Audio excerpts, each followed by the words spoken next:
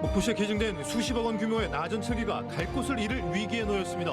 목포시 의회가 보관시설 조성 예산을 삭감했기 때문입니다.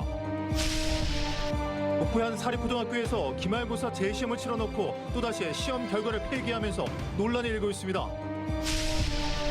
최근 11년간 수능 성적을 분석한 결과 전남 학생들의 학력 향상 대책에 시급한 것으로 나타났습니다.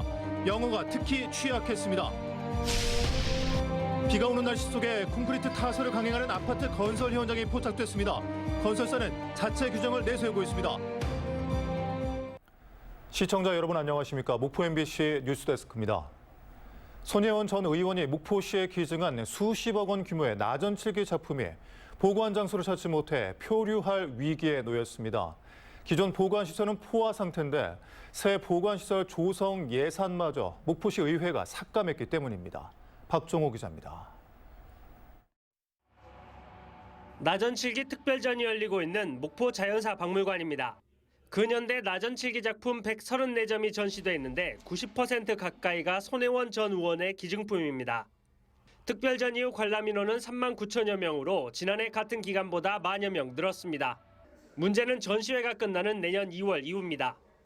전시 이후 나전칠기 작품을 보관할 장소를 찾지 못했기 때문입니다. 현재 목포시 문화예술 보관시설은 모두 5곳. 고가의 나전칠기는 온도와 습도 조절 등이 가능한 수장고에 보관해야 하지만 이미 포화 상태입니다. 이 수장고 포화 상태에 이르고 있습니다.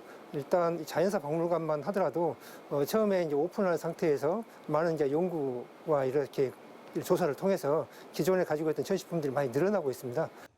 이 때문에 감정가 기준 33억 원의 나전칠기 기부품을 보관하기 위한 예산 3억 원을 편성했던 목포시. 목포시 의회의 반대에 부딪혔습니다. 도시건설위원회는 목포시가 편성한 예산 가운데 3천만 원만 남기고 2억 7천만 원을 삭감했습니다. 기간제 근로자 등 보수, 나전칠기 수장고, 시설관리 인부임 등입니다. 삭감 사유, 단계별 사업계획 수립하여 추후 예산 확보하기 바람. 목포시의회의 예산결산위원회 절차가 남아있지만 목포시의회가 상임위 기조를 유지한다면 300여 점에 가까운 나전칠기 작품은 갈 곳 없이 표류할 수밖에 없는 상황입니다. MBC 뉴스 박종호입니다. 목포의 한 사립고등학교에서 기말고사 재시험을 치러놓고 또다시 시험 결과를 폐기하는 황당한 일이 벌어졌습니다. 도교육청에 제동을 걸었기 때문인데 일부 학생과 학부모들은 재시험을 치른 이후부터 적절치 않았다고 주장하고 있습니다. 서일영 기자입니다. 목포의 한 사립고등학교. 이 학교 1학년 학생 160여 명이 지난 8일 학교로부터 받은 문자입니다. 이틀 전 치른 기말고사 중 통합과학의 문제 출제 비율이 잘못됐다며 일부 분량만 재시험을 치르겠다는 내용이었습니다. 학교에서는 단답형 10점 분량을 객관식 3문제로 대체하는 재시험이 진행됐습니다. 그런데 오후가 되자 학교는 학생들에게 재시험은 또다시 폐기하고 대신 기존 시험 결과를 내신에 반영하겠다고 알려왔습니다. 되게 어이없고 학교 측에서 이렇게 하는 게 맞나 싶기도 했고요. 점수에 변동이 생기는 거니까. 민원을 통해 뒤늦게 상황을 확인한 도교육청이 재시험 시행 지침에 해당하지 않는 사례라며 제동을 걸었기 때문입니다. 보통은 이제 문항에 오류가 있을 경우에 어려운 결정이잖아요. 평가에 관련해서 이런 상황은 처음이었어요. 저도 당황스러운 상황이고요. 실제로 전체 시험 중 일부 분량만 재시험을 보게 되면서 일부 학생과 학부모들 사이에서는 형평성 논란이 제기됐던 상황. 받아들이는 입장에서 누군가 단답형에서 점수 안 나왔구나. 정말 말도 안 되는 건데 항의를 할 수도 없죠. 혹시나 내 아이한테 불이익이 갈까.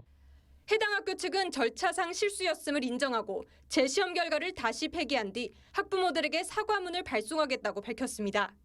저희가 그게 좀 아쉬운 부분이죠. 이제 사람 일을 하다 보면 그게 전부 다 체크가 돼가지고 이렇게 하면 제일 좋은데. 객관식과 단답형 등 문제 출제 비율이 기존에 안내했던 것과 달랐다며 일부 분량만 재시험을 치러놓고 또다시 번복한 고등학교. 허술한 시험 관리로 애꿎은 학생들만 피해를 입게 됐습니다. MBC 뉴스 서희령입니다. 최근 11년간 수능 성적을 분석한 결과 전남 지역 학생들은 영어 과목에 특히 취약한 것으로 나타났습니다. 최근 발표된 교육부의 전년도 수능 시험 분석 결과에 따르면 전남의 국어 표준 점수 평균은 93.3, 수학 93.4로 전국 17개 시도 가운데 15위를 차지했습니다.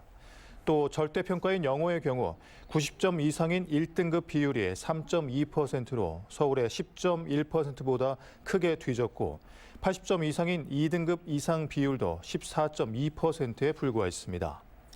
교육계에서는 최근 11년간 전남 학생들의 수능 등급 하락이 국어의 경우 50%, 수학도 52%에 달한다며 학력 향상 대책이 시급하다고 지적했습니다. 오늘 13일 김영로 전남지사가 무안군 도민과의 대화를 개최하는 가운데 군공항 무안 이전을 반대하는 무안 군민들이 강경투쟁을 예고하고 나섰습니다.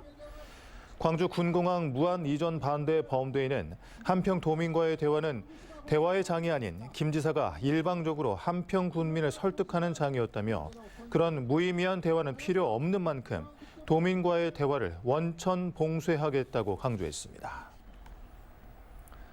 전국 17개 시도 여성 CEO들이 진도에서 1박 2일 일정으로 국제정세 대응 경영연수에 참여하고 있습니다.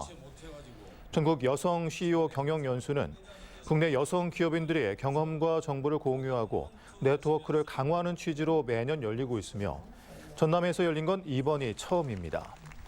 이번 연수에서는 지역별 경영 우수 사례 발표에 이어 울림 산방 등 지역 탐방도 진행될 예정입니다. 지난주 순천의 한 아파트에서 70대 여성이 50대 지적장애 조카를 돌보다 사망한 뒤 방치된 사건을 두고 지자체 사회안전망에 구멍이 뚫린 것 아니냐는 지적이 나오는데요. 홀로 사는 노인 인구가 늘고 있는 만큼 쓸쓸한 죽음을 막기 위한 대책 마련과 인식 개선이 필요해 보입니다. 유민호 기자입니다. 50대 지적장애 조카를 돌보다 지난 5일 순천의 한 아파트에서 숨진 채 발견된 70대 여성 강모 씨. 시신이 부패했을 정도로 사망 후 발견되기까지 일주일이 넘었을 것으로 추정되지만 외부와 차단된 채 시간이 흘렀습니다.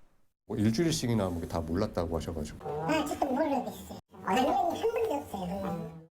조카는 장애인 지원센터에서 평소 활동 지원사의 도움을 받았는데 지난달 해당 지원사가 다쳐 병원에 입원했습니다.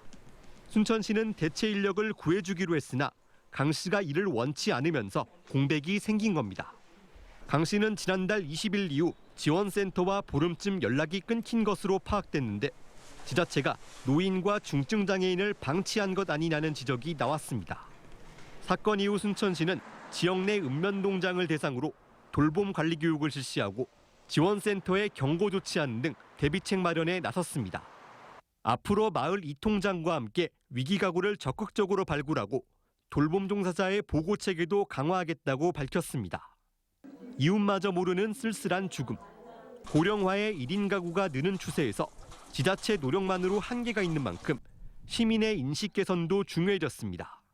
비록 가족과 함께 살지 않더라도 누군가 이 사람이 위기 상황에 있는지 여부를 서로 이렇게 품앗이를 할 수가 있는데 함께 사는 새로운 주거 문화를 저는 만드는 것이. 전문가들은 또 지역사회 구성원이 자발적으로 위기가구의 안부를 묻고 관계를 형성하는 분위기를 만드는데 정부와 지자체가 지원해야 한다고 조언했습니다. MBC 뉴스 유민호입니다. 어제 오늘 전국적으로 비가 내리고 있는데요. 이런 날씨에 콘크리트 타설을 하는 아파트 건설 현장에 있다는 제보가 들어왔습니다. 비나 눈이 올 때 콘크리트 타설을 할 경우 품질에 영향을 미칠 수 있습니다. 천홍희 기자입니다. 광주 남구의 한 아파트 공사 현장입니다. 부슬부슬 비가 오는 와중에도 공사가 한창입니다. 노동자들이 바쁘게 움직이는 한켠에는 레미콘 차량이 수시로 들어옵니다. 그런데 아파트 꼭대기에서 장비를 동원해 콘크리트를 쏟아붓고 있습니다. 비가 오는데도 콘크리트 타설 작업이 이루어지고 있는 겁니다. 오전 9시 30분부터 시작된 이 작업은 비가 많이 오면 작업을 중단했다 재개하기를 반복했습니다. 보시는 것처럼 비가 계속 내리면서 콘크리트 타설 작업도 중단됐습니다. 콘크리트 타설 과정에 빗물이 들어가면 강도가 약해질 수 있습니다. 물들이 결국은 경화가 되는 과정에서 공국으로 비어있는 공간이 되는 거죠. 그래서 콘크리트 강도에 굉장히 취약하게 만드는 거예요. 아파트 공사 현장 관계자는 비가 온다고 해서 콘크리트 타설을 하지 말라는 법은 없다며 타설을 시작할 때는 비가 오지 않았다고 주장했습니다. 타설을 시작한 이후 비가 내리기 시작했는데 이 경우 시간당 4mm 이하의 적은 비가 내리면 콘크리트 타설을 할 수 있다는 내부 규정이 있다고 덧붙였습니다. 그러면서 빗물이 유입되지 않도록 타설을 한 콘크리트 위에 비닐 천막을 덮었기 때문에 문제가 안 된다는 입장입니다. 부지경 타설할 경우 슬라브에 비닐로 이런 것도 보양을 하고 200mm다 두께가 그러면 205mm 정도 만약에 두껍게 하면 아마 지금도 그렇게 타설하고 있을 겁니다. 2022년 광주 화정동 아이파크 아파트 붕괴 사고와 2023년 인천 아파트 주차장 붕괴 사고는 콘크리트 강도 부족이 주요 원인이었습니다. 국토교통부는 최근 비 오는 날 콘크리트 시공을 원칙적으로 막는 방향으로 일반 콘크리트 표준 시방서를 개정하겠다고 밝혔습니다.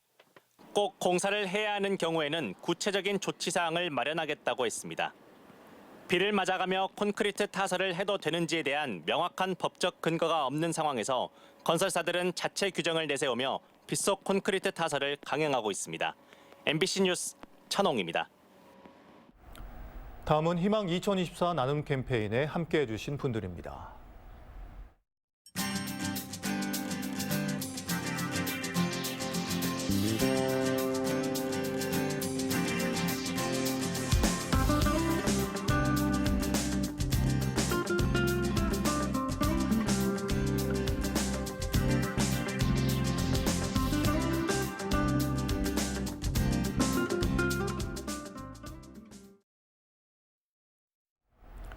함께해 주신 모든 분들께 감사드립니다. 다음 뉴스입니다. 정의당 전남도당이 전남적 초등학생과 청소년을 대상으로 100원 버스를 전면 시행해야 한다고 정부와 전라남도에 제안했습니다. 이들은 어릴 적 대중교통 이용 경험이 많을수록 성인이 돼서도 대중교통 이용률이 높다는 연구 결과를 근거로 이같이 제안했으며 가계 소비 지출에서 16.4%를 차지하는 교통비 부담을 줄이고 온실가스 배출량을 줄이는 효과도 있다고 강조했습니다. 복지기관 이용이 어려운 최중증 발달 장애인의 복지 사각지대 해소 방안을 논의하기 위한 최중증 발달 장애인 통합 돌봄 서비스 토론회가 목포대에서 열렸습니다. 전라남도 발달 장애인 지원센터가 주최한 이번 토론회에서는 가족 돌봄의 부담 완화를 위한 정책 설명과 방안에 대한 논의가 이루어졌으며 참가자들은 전남형 최중증 발달 장애 통합 돌봄 서비스의 안착을 기대했습니다. 장흥군이 군민과의 대화를 통해 군정 성과와 사업 계획을 발표했습니다. 김성 장흥 군수는 500억 규모의 천관산 관광개발 사업과 국립호국원 유치, 전남 국민안전체험관 등 장흥의 미래를 결정짓는 대규모 사업을 유치했다고 설명했습니다. 또 내년에는 국책사업과 함께 우드랜드 복합관광휴양타운 유치 등 700억 원 규모의 민간 자본 유치 사업도 추진하겠다고 밝혔습니다. 2023 목포 문화도시 아카데미가 형사 가제트의 목소리로 유명한 배한성 성우의 특강으로 열렸습니다. 문화체육관광부와 목포시의 목포도시문화센터 등이 주최하는 목포문화도시 아카데미는 문화예술과 항구도시의 바이브를 주제로 예술과 전통, 공연 등 다양한 분야별 교육과 학습의 장으로 열리고 있습니다. 전라남도가 고향사랑 기부제 시행 1년여 만에 기부금 100억 원을 달성했습니다. 전라남도는 전국 최초로 전담 조직을 신설하고 22개 시군과 함께 고향사랑 응원 릴레이와 SNS 홍보, 이색 답례품 마련 등을 추진한 점이 성과를 낸 것으로 보고 있습니다. 또 연말까지 기부 실적 증대를 위해 세액공제 혜택과 행사를 통해 고향사랑 기부제 홍보를 확대할 방침입니다.